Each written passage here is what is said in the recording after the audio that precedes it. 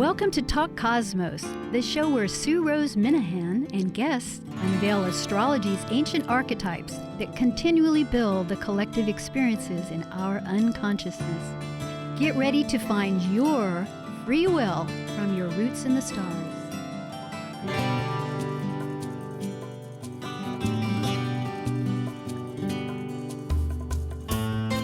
Hello, this is Sue Rose Minahan, and tonight is March 21st, 2020, and the show will be repeating on Thursday morning on the 26th at 6 a.m. And I'm very excited to announce that tonight is the beginning of our third season with Talk Cosmos, and that is every week. And now, in fact, we have all our past episodes, as many of you are listening on podcast one. So it's very exciting. We have two panels. Tonight is one of our panels, and we're going to have a mini series called Planet Buzz. So for all those subscribers out there, I'm so thankful. It's very simple to do. You just go to Talk Cosmos and simply fill in your name and email, and you'll be updated when the Moonbeam Team or the Cosmic Collaboration Panel or Planet Buzz that talks about the planetary pairs that will be upcoming this year, and of course our various individual astrologers that meet with very many topics. In addition, tonight, the 21st of March, I'll be awarding a grand prize. And this was in celebration initially of our 100th show on March 7th, just a couple weeks ago, and people have been sending in their entries, and I'll be excited to pull that name. And the grand prize is an hour-and-a-half natal chart consultation with myself. And then the runner-up will be given to several others. And I'll pull those names. Interestingly, well, what I will say is, pardon that, but I will have very soon on the website a consultation page so that those people that would like a full reading, I'll be very delighted to meet and give you that energy work, through the consultation. So let's see who is going to be tonight. I am going to shuffle these cards up and try to get the right one. And then I will pull the one, thinking for the highest good of all, may this be. Dun, dun, dun, let the bugles roll. Ta-da! And it is Susie Hutchins. She's here in Seattle, I do believe. Yes. Well, thank you, Susie. You're on our subscribers list too. So Susie, congratulations. I'll be in touch with you. And then for the runner-ups for their 20-minute mini readings, as it is, it'll be Beth Kelton, Brandon Arong, William McDonald, George Bowling Jr., and Susan Duncan. So thank you. I'll look forward to meeting and greeting with all of you.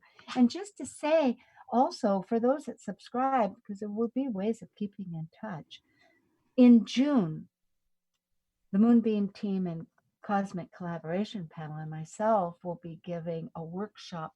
It was going to be at a location here in Seattle at East West Books Shop. However, they're associated with Ananda, with this coronavirus that we're all globally being affected by. They're giving up their lease in April, and so it'll be online. Their store will be online.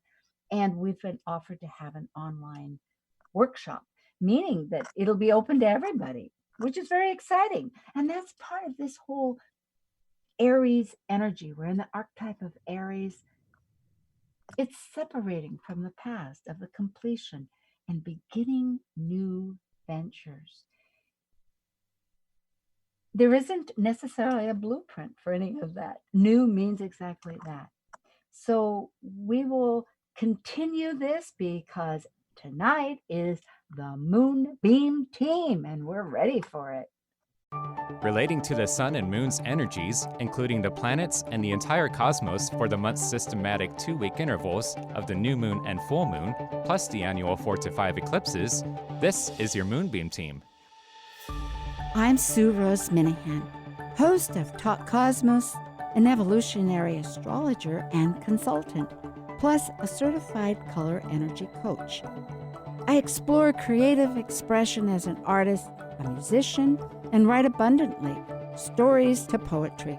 I love investigating mythology's language, philosophizing eternity, and I'm a perpetual student of life, seeing oneness of body, spirit of people, animals, and nature.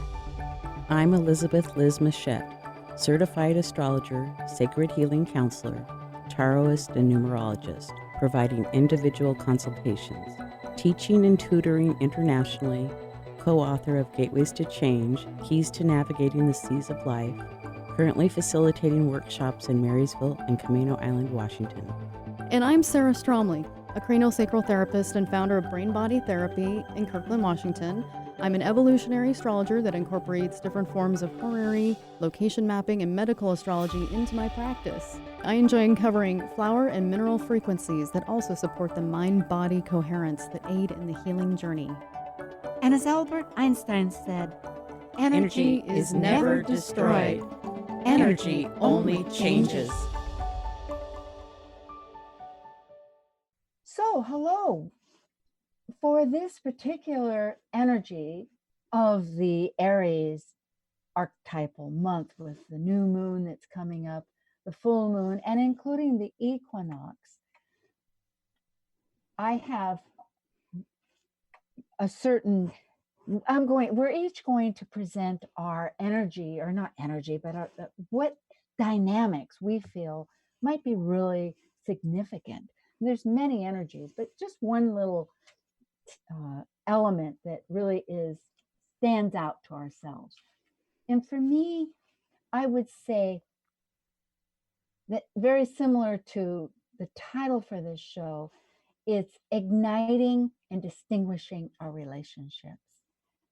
Because relationships might not seem immediately what it is initiation. Aries is initiating, but with the full moon, it is that sense of how are we working with our relationships and the relationship of ourselves with ourselves. It's going to be quite dynamic. So Liz, what would you say would be your energy? Well, we're definitely pushing forward, and we're blazing new trails, and doing some healing of ourselves and others. So that's what I would say.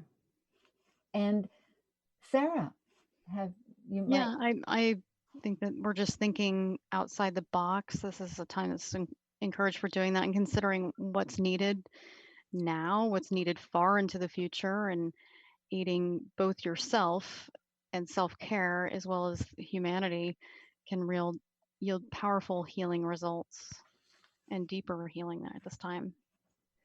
Well, that's very significant when we think of outside the box and healing and initiating our new growth with all our relationships. A few days ago was the equinox on the 19th, and it was late here on the West Coast at 8:50 p.m. and on the East Coast it was 11:50 p.m. And just to begin a little bit about that, because as an Aries point in astrology, it's often signified to be the starting point, like the new year, really, in a sense. And in fact, many astrologers will say, well, how is the astrological chart for a certain city, whether you're living in it or, for instance, the capital like Washington, D.C. But in this instance, I think we're looking at Seattle's chart because that's where we are. And I see immediately that the healing aspects is so strongly presented with Chiron, the wounded healer that was the master healer, but really couldn't heal his own self. He served other people. And then the other, if I may add, of the conjunction with Jupiter and Mars in the same degrees of 22 degrees Capricorn that was back in January, that was so significant when Pluto and Saturn were conjunct. And for those astrologers that are going, oh, what does that mean? Well, just briefly speaking, Saturn is the ruler of Capricorn and has been in it for about 3 years and will be leaving it very soon. So it's at the very, but in January with Pluto, that's a significance. When two planets are together, they have a relationship that goes throughout many years in the cycles, and it's transformation. So here we are with so many transformations. And then with Jupiter kind of triggering that point, re-triggering that point, it seems expansion, yes? And maybe cutting away, would you say, with Mars? How would either of you see some of this? Well, it made it bigger than it was, that's for sure, because Jupiter's pushing and expanding, and Mars is pushing that Jupiter. So that Saturn Pluto conjunction reigniting that same degree of 22 degrees of Capricorn. And as we've seen, the explosion of the virus, it's spreading world over. Yes. So yes. Yeah. that's a big example. And, you know, they also call the spring equinox the astrological new year. And this is the earliest equinox we've had in 124 years. So that has significant presence to it, in my opinion. Well, it means it does, doesn't it? Because that really goes along with that archetypal idea of new, starting, fresh. I mean, I had not realized that 124 years. That is significant, because one person I know kept commenting, well, everybody, which I hate to use everybody, but so many astrologers were writing up on the 20th of the equinox, but it was actually the 19th. Yeah, that is early. Here in the United States, the 20th in other parts of the world, but yes. So. Oh, I see. Yes, that's a good point. Yes, because of the time zone. And Sarah, I know you've got some thoughts too about About the equinox. Yeah, it's very challenging. There's just some themes of isolation for the spring months that could be, lasting possibly longer than we anticipated, or getting bigger than we anticipated. But, there's this 10th square with Aries as well, with all of that. Oh, yes. So there's, some frustration with someone, those that have felt left out of the process. But there's also this, I don't know, there's just still confusion and a lot of things that are unclear. The Piscean Mercury coming up to Neptune just, I think, spurs a lot of fear. And I wish we had a different word for pandemic, because to me that is a word smash of the word panic and epidemic.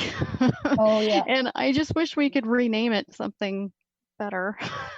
Well, if we Like, think of Pan, in a way, Pan was the god, the god energy of nature way back, that thousands of years ago. And so, yeah, a pandemic, it is something where it is broadly that, yeah, I'm a loss myself. Well, the fact is, everything changes. Energy keeps changing. So really, and it's significant. So yes, there will be, maybe our thought process will connect. And, there's different ways. Mercury actually is a psychopomp. So it bridges the spirit and the mental. And it has, it's a messenger. So it possibly will bring the spiritual connection through that isolation that you were bringing up, which is so true. Yeah, Boundaries, the exactly. Yeah. restrictions.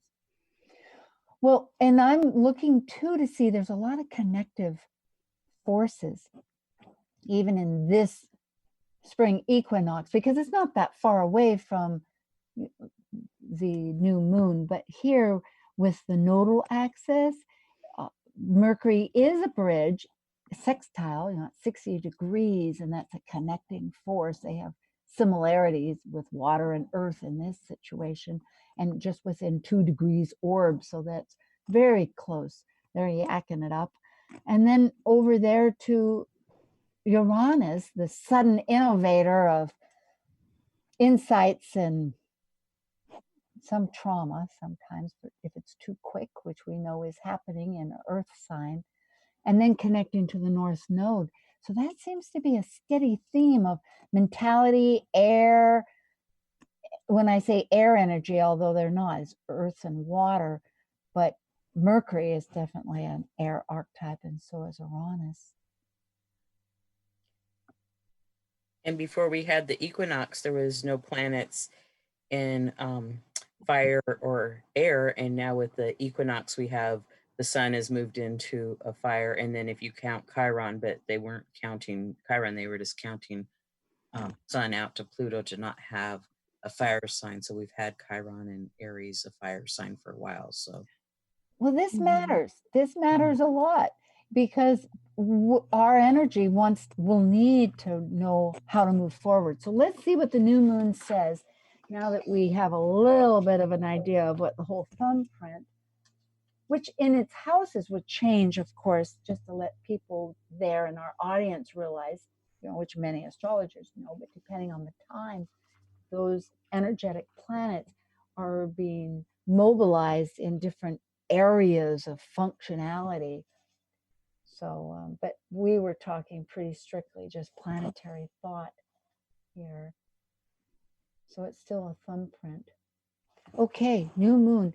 The new moon will be the 24th at 2:28 a.m. in the morning on the West Coast, and in the East Coast of the United States of Washington. Where did I think that? Anyway, of America. It'll be at 5:28 a.m.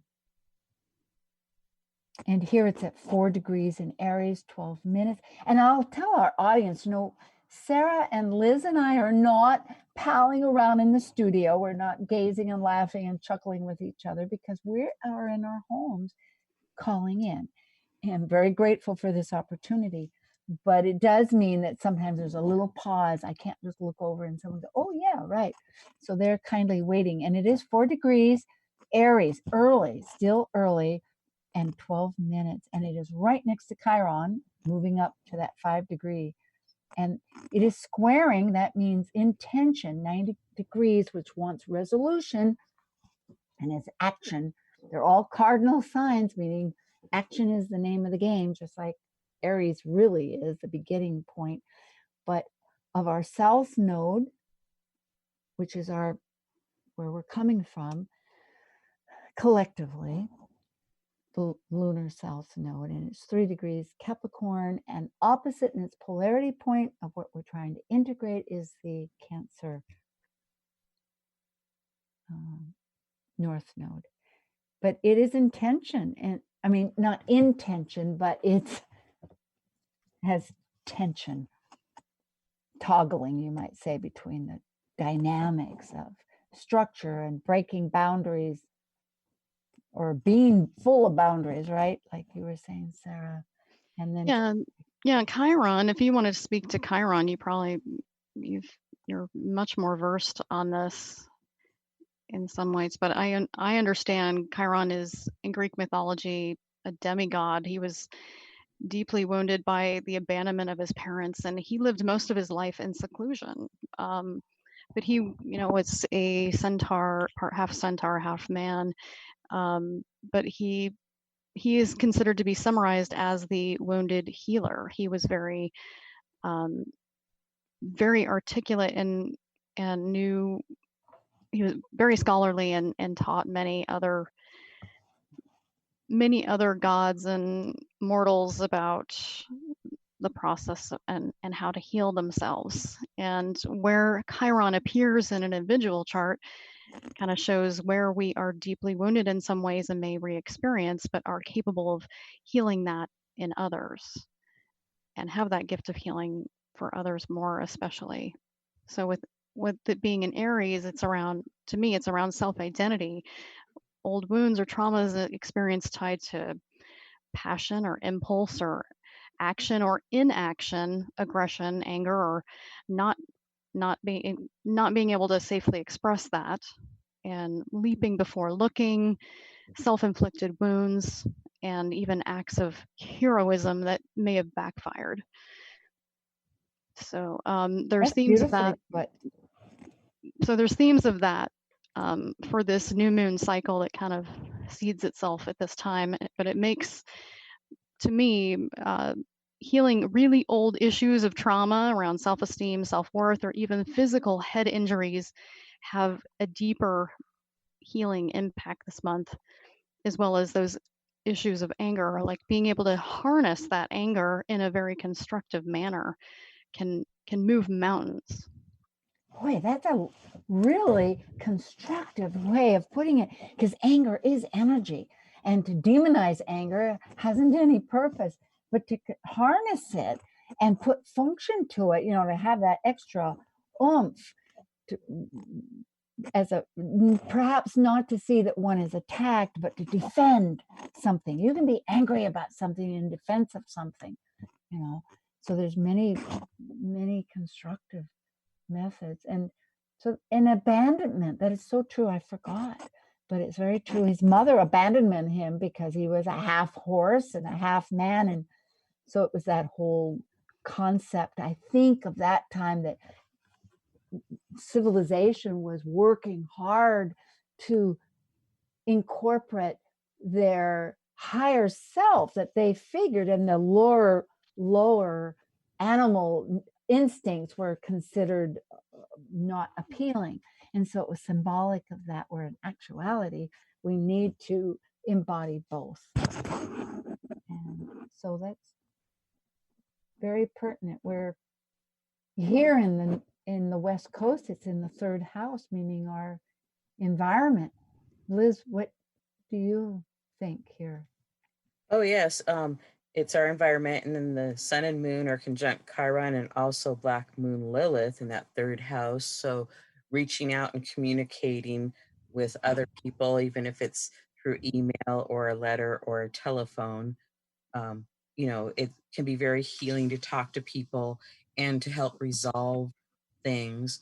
And Aries is a brand new energy that we kind of don't know perhaps what the outcome's going to be, but we have that motivation to move forward and through it and try in a way innovative things. Like I know that they're trying medications that aren't really made for the coronavirus, but they've had some success with some different ones, and so they're trying that. So that's indicative Quinine. I of think that quinine energy. Yes, yes. with malaria. That feels really good. And then we also have Jupiter is at this, or Sagittarius is at the ascendant of this chart, and the planet that rules that is Jupiter, is in Capricorn. And that's not Jupiter's favorite spot to be in Capricorn, but it might be opening and showing issues of that we need to work on. So here in Washington State, they've been asking us to prepare for earthquakes, and an earthquake happening in one location is not going to affect the entire world, but we've ran out of toilet paper evidently, and I think that's just showing us that we need to be more prepared, and that can be in all different forms, whether it's toilet paper or whatever. There's a lot of different things that you can be prepared for. So maybe just kind of shaking it up and saying, okay, well, we're really not prepared for things. And so we can learn from that experience. And in the future, if every week that you went grocery shopping, or if you did it every other week, you could buy one extra item perhaps to Well, be to, more prepared. I have a couple of thoughts about that because, well, going back to, let me see, um, I was trying, while you were talking, I was thinking about something that Sarah had spoken about, but I'm going to jump and I'll just say this thought, and that is Mars, because Mars rules Aries. And Yes. Mars, and, oh, it's transformation. That's what Sarah was saying. I'm just threading in some of our thoughts here.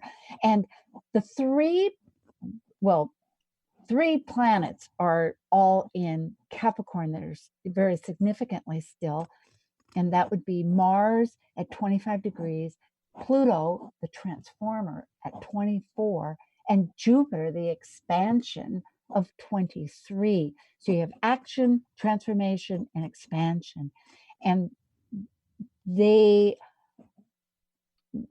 in close proximity like that, are accentuating that energy that the moon and the sun and Chiron, all in Aries, are looking to, because they're looking to Mars, but Mars is so close to those other two. So it is really a matter of transforming our limits and our structures and our fears. That's the other word I was thinking of, because unfortunately, I think as far as the toilet paper business and all of that, that there, with the clean shelves, or people, there is a certain more amount of fear-based Yes. not sharing. And fortunately, even Saturn, the ruler to all that, is in the Aquarius, meaning if we follow the rulerships, which a lot of astrology does, and just telling our audience there, it's in the very beginning stages of the community Aquarius, trying to think of others. And I think that feeds into what you were saying, Liz, about trying to, rethreading that idea. Think about the other, connect. And Mars really likes being in Capricorn.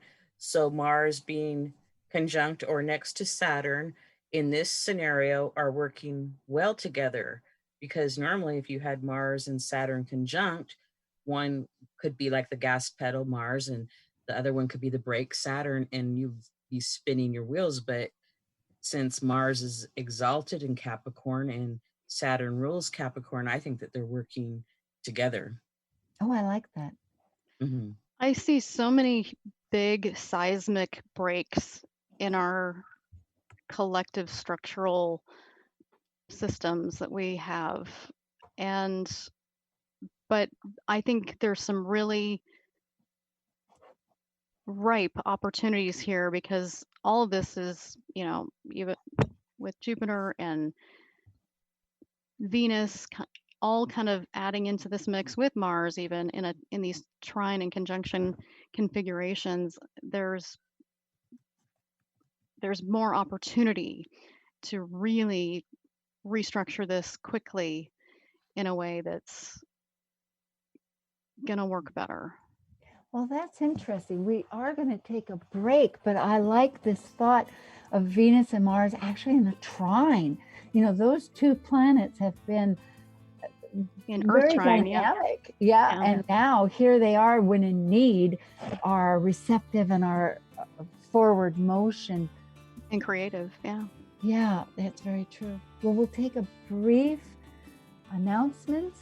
And this is Talk Cosmos, March 21st, with the Moonbeam Team, Liz Mouchette and Sarah Stromley and myself. And we'll be right back. Thank you.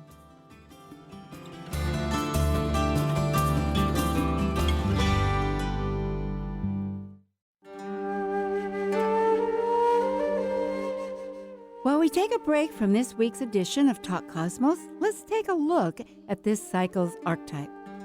We're currently in the period of Aries.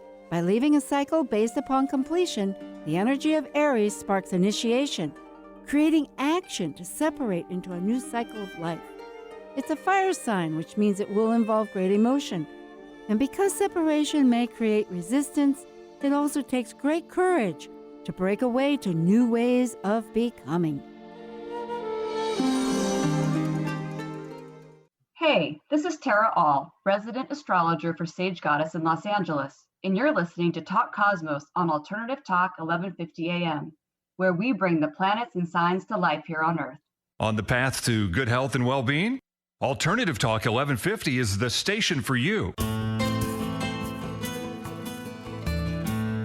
Welcome back. This is March 21st, and it will be repeating on Thursday at 6 a.m. on the 26th.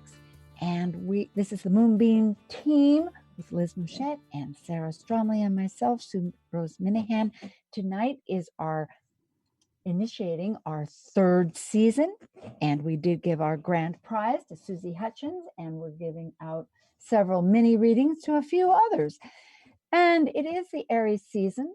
We have discussed the new moon, and at this time I think we'll feed into, well, we can always pick back. Energy floats back and forth, right? But just to say, let's start with the full moon. And that would be on April 7th at 7:35 p.m. Pacific time. That's daylight time, actually. And on the East Coast, it's going to be 3 hours later, which will be 10:35. And this has a lot of tension too, doesn't it? Because in the new moon, it was the new moon itself that was struggling back and forth with our past of the South Node and the North Node of Cancer. And this time, the full moon itself is being a lot of tension with, I think it would be the transformation back again with Jupiter and Pluto. Yes. Hi, Sarah. Yeah. Yes. We're not seeing each other, everybody. Yeah. So we're kind of looking. We're trying to reach out. Liz, did you want to add something here? Sure. Full moon. We have the moon at 18 degrees Libra and the sun at 18 degrees Aries, and the moon's in the first house here in the Pacific Northwest, and the sun's in the 7th house. So, a balancing of self and others. And then we have Mars, the planet of action, in Aquarius in the 4th house, and it's squared to Uranus in the 7th house, and Uranus is in Taurus, and Aquarius rules Uranus. So there's a connection there. Yeah, I see just a need for balance and negotiations, a sense of damage control and diplomacy, because there's an impatience, strong impatience with that Aries. It's a fire under your belly or under your butt or whatever.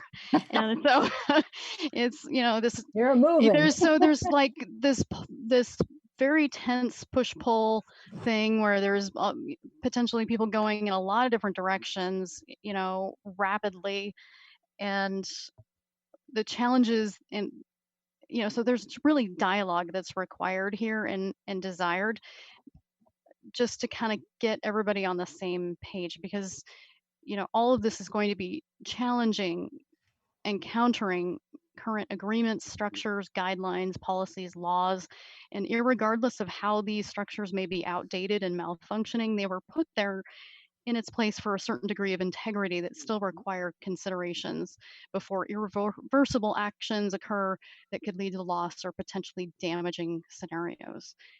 And Mercury is our logic planet, and it's still compromised by this conjunction at this time with this really nebulous Neptune. So with so many still unknowns and unseen factors, nobody's thinking clearly, and simply because there's just not enough information yet. So I just encourage people to be okay with that. Meditate, pray, and trust in whatever version of God you know and can relate to seek assistance with you during this process, because fear Within, yes. Yeah. To go within. Yeah, fear is the enemy here. So yeah, things occur in life to give us impetus to move in another direction. And certainly taking personal responsibility for your own feelings and your own thoughts, like we talked about anger management before. And so when you bring up damage control, it's so significant. And this one is tugged at in many ways, when one doesn't know where the current is going and you're on a river down the mountain stream, which sounds exciting if you have a good guide, but here there's no guide, and it can be alarming.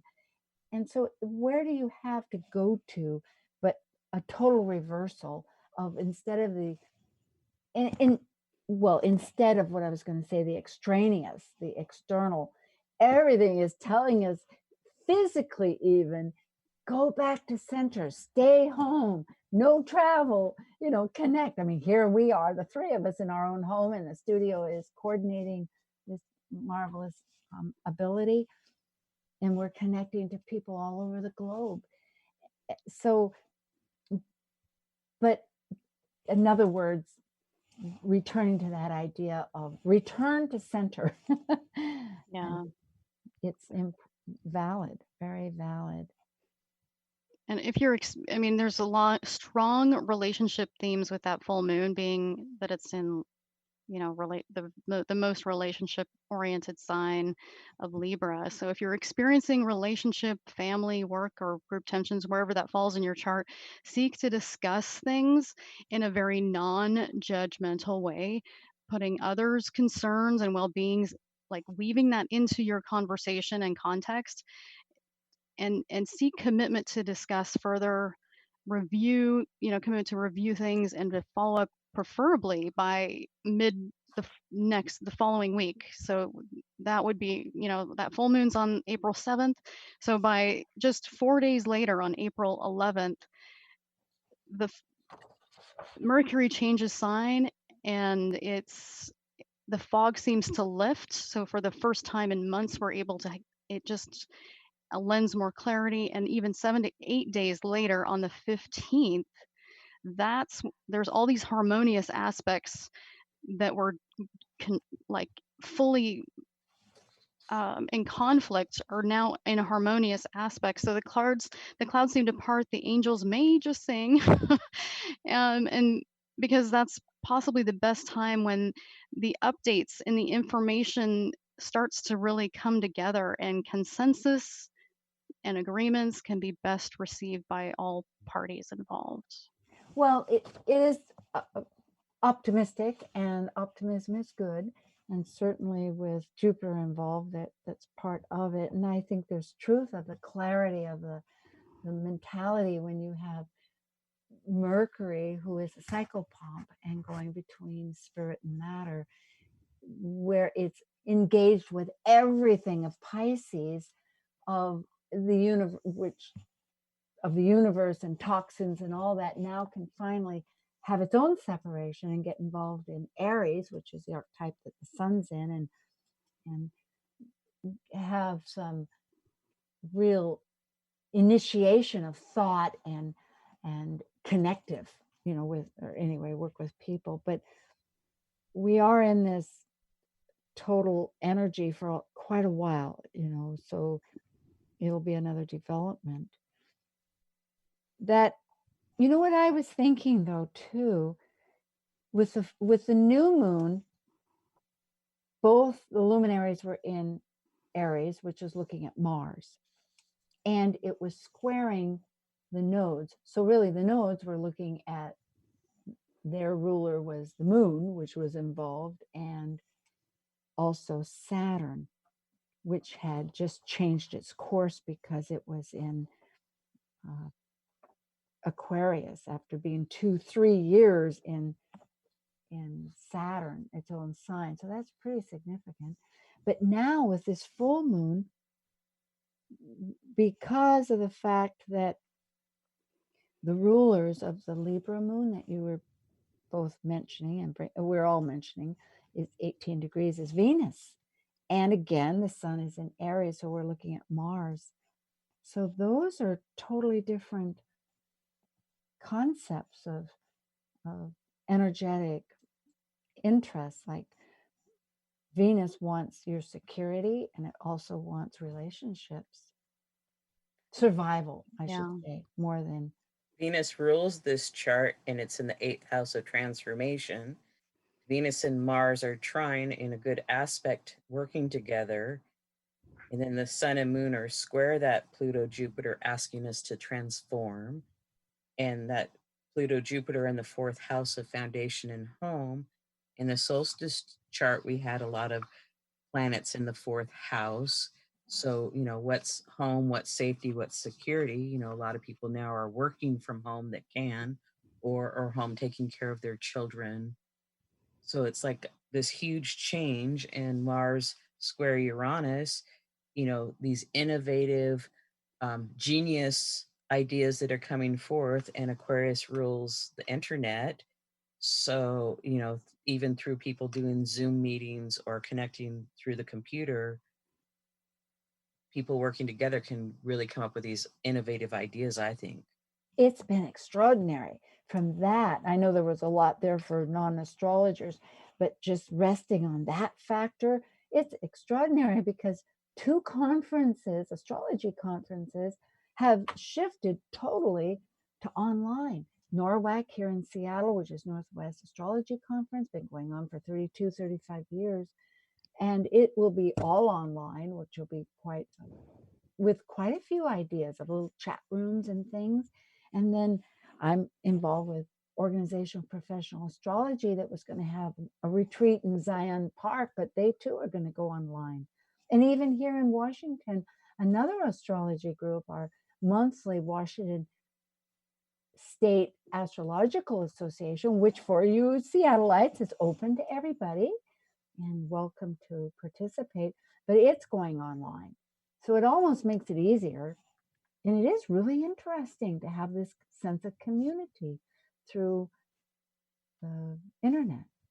I mean, close, it seems to be more intimate. Don't you feel that way? Or have you experienced it? Either of you? I have. I've thought it's working, and I hear from some of my clients that their gyms are closed, so their gym teachers are teaching the classes online now. There's people online giving creative ideas of things to do with your children to still continue the learning process, but making cookies, or you can teach them some math skills, and it's science, it's chemistry, you're mixing things together and creating something else. So it's really interesting, all this amazing stuff that's coming through. It's like we have to shift and change now. It's yes, no choice. Yes, you're right. Keith Urban, I remember earlier on, was giving free concerts on television. And I have a niece that sent me a link for the museums. There's a link to, I think it's the large museums around the globe that are now offering visual, you can look at them. And the opera too, I think it was back in where DC or New York, where they have programs. So there's a lot of sharing and a new method to engage people as we're all supposedly staying home. Well, and there's not traffic jams, and the pollution levels have just taken a nosedive, which is a really good thing. I love it. I love it. The traffic is just marvelous. Seattle's been so congested. There are some features here, it's true. Well, some of the energies as they sit in different houses, as we said, would be different for other places. But here it's and again, very connective as far as I'm staring at this chart, and I think I'll just let you speak. Can I mention a couple flower essences I think would be really useful? Do that. There's one that's called Scotch broom, and it's a very prevalent shrub here in the Seattle area. It was brought here from Europe to prevent erosion and create a cheery yellow color to parks and roadways. But it's been found to be very invasive, and it has required extensive measures to eradicate since it's been overtaking and extinguishing a lot of native plant life here in this area. Aggressive. But it has been used for a number of various health conditions, but I'll only speak to the flower essence for which it's targeting um, a very world-weary anxiety and the gloom and doom depression and morbid fascination and a perpetuating horror of bad news that thereby adds this darkness to the world psyche and the collective psyche. So currently, I mean, we live in a time of great uncertainty and transformation right now. And what Scotch broom flower essence lends us as a gift and for us to enhance our personal awareness of tenacity and strength that we have and the ability to direct that strength towards self growth and the capacity to help others. And it supports shifting this focus from the destruction to the constructive questioning, like, how can I contribute to aid the healing of this situation or this world? And zinnia is another one. It's a bright colored flower that's in the sunflower tribe of the daisy family, and the red color is what I use, but it increases passion and a sense of humor, and it targets that somber, dull energy that can really be pervasive, and it lightens this heaviness of transitions and the requirements made of our isolating situations right now. And zinnia flower essence helps us to more easily reach the inner child, which delights in curiosity and laughter and joy and play, because we're all born with this capacity to be lighthearted and exuberant and full of life and childlike. And this flower speaks so loudly to me right now because of our requirements to stay home and stay healthy and stay safe and all these, must stay, like being so overly grounded for Yes. extended periods of time that may have us dying of boredom instead of dying from anything else. So zinnia flower essence just encourages us to be creative and find humor and lightness wherever we can. And our ability to find these, that tapping into that creativity helps us to better connect with others and finding our own creative solutions for how to make money, which is a big concern for a lot of us right now. And, bartering, maybe bartering something that you're uniquely good at or something that you've created or simply have and don't have, lack a use for anymore. So just, and also just finding better use of your time. I love the idea of the flowers interjecting truly these possible characteristics and so colorful. Zinnia are very, very colorful, and Yeah. Scotch broom. Oh my goodness! If it's on your personal land, it really needs to be controlled all the time because it can really be very aggressively deep rooted. Because I've had to pull it out. But wouldn't it be great in a pot or something? It's a little bit like bamboo. Certain bamboo can be very overly aggressive. Takes over. Yeah. Yeah.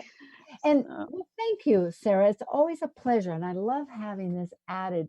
And Liz, do you have perhaps some, you do a lot of energy too. Did something come to mind? I hate to put you on the spot like this. We haven't really discussed it much. And No, just, stay as positive as you can, get some fresh air. And we've had some beautiful days here in the Pacific Northwest. We're going to, go back to a little bit of rain here soon, but, take a few deep breaths outside. You know, I know that they're doing a lot of yoga classes online. And then the Scotch broom, I remember when they planted it years ago that they really liked the yellow color because they thought that would cheer people up. But then they found really fast that people that had allergies, it's like really aggravates allergies big time. yeah. that's an interesting point because allergies, well, for some people are every year. I know family members and other people, but for some of us and others, it's on occasion. And so, really, when you think about it, if the system is overburdened, and who knows all the reasons why the system might be more sensitive than other times with our immune system and everything, it could be that we're more susceptible. So, possibly, if we can get through this whole situation of of ultimately rock bottom changes, because the future really is an open plate. We have no idea really how it's going to go along. And so thinking of, so it could be we're more relaxed in the long run once, if so it could, because some of our values, and I'm saying values because here Uranus is going to be for the next 6 years in Taurus, and it's just beginning. It's finished its early retrograde over the early 1, 2, 3 degrees. It's at 5 degrees now, and as we brought up between us, its intention with the action planet Mars, but because Mars is in Aquarius, and so it's looking to Uranus. It's saying, hey, I want to act and I want to be innovative, and I'm stressed out because all these things are, I mean, it has two sides. Everything has the pro, I won't say the pro and the con. It has a shadow and it has a strength. And the shadow could be traumatized. And the brilliancy of it, though, sees such innovation and everything. And it's looking to its leader or its ruler, as we put Uranus, in its strong earth sign of values, like what new values can I do? So maybe we will reconsider this and gain a healthier life when we're finished with this trauma that we're going through. Trauma doesn't need to last, but it and these are wonderful gauges to help alleviate, it's so true. Well, and there's a lot of meditations that you can listen to on YouTube and different places, and relaxing music. And then, if you've been wanting to read, you have time to read now, or clean out your closet, or Yes, purge. That's my thing. Thank you. I just remembered I need to announce that next week, Dr. Laura Tad joins Talk Cosmos, continuing the Aries archetype, and we'll be talking about the conjunction of Mars and Saturn in Aquarius, which is another planetary cycle. So here we had Jupiter and Mars, and now we're going to have Mars and Saturn. And of course, Mars goes around every 2 years. So it does connect with planets all the time. But to have two strong cycles like this, so that one will be of some significance. And it is the 3rd season. Do subscribe. Thank you for all of that. Susie Hutchins won the grand prize consultation. All of us are giving various online activities and workshops, and I'm speaking with Liz Machette and Sarah Strongway of the Moonbeam Team. And I think we have about half a minute, so both of you chime in with whatever salutations and excitement or blessings or whatever you want to part with. we'll tune back in with the Moonbeam Team in about a month for the Taurus energy. Yay! Yeah. And yeah, there's just, Oh boy, and that'll be exciting to find out about flowers for then. And maybe we'll come up with some other energetic things, because energy never changes. It always just keeps going. And that's our name of the game. Thank you so much. It's just a blessing. And it would be great to connect with all you people that wrote in rather, and we'll keep managing and navigating these times. Thank you. Good night. thank you. Bye.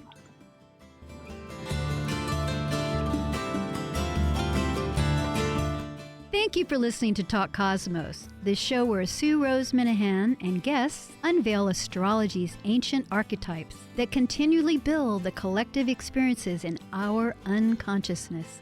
Be sure to tune in next Saturday at 6 p.m. to continue finding your roots in the stars.